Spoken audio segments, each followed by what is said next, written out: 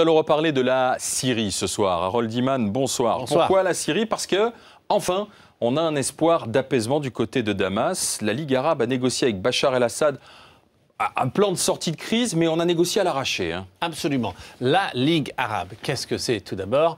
Eh bien, c'est le groupe de 22 pays arabes. Donc voici, c'est un gros morceau de territoire. Et voici le plan qu'ils ont concocté au Caire, qui est le siège de cette Ligue arabe.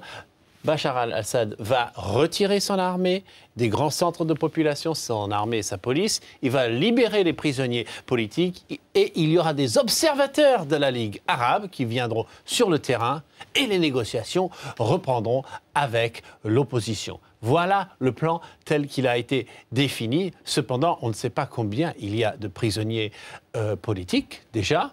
Les observateurs de la Ligue arabe, l'expérience du passé n'a pas été positive avec ce genre de formule.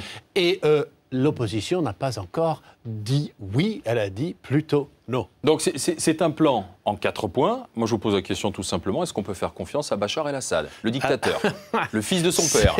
Tout à fait. Eh bien, il faut quand même dire que c'est un moyen pour ce régime de temporiser que de dire oui. Car 3000 morts en 7 mois quand même en Syrie.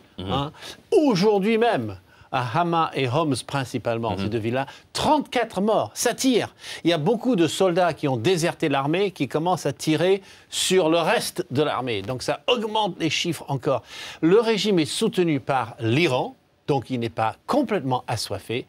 Et les réformes qui ont été annoncées il y a 7 mois n'ont rien donné du tout. Elles n'ont même pas commencé. Donc, est-ce qu'on peut faire confiance en cette formule?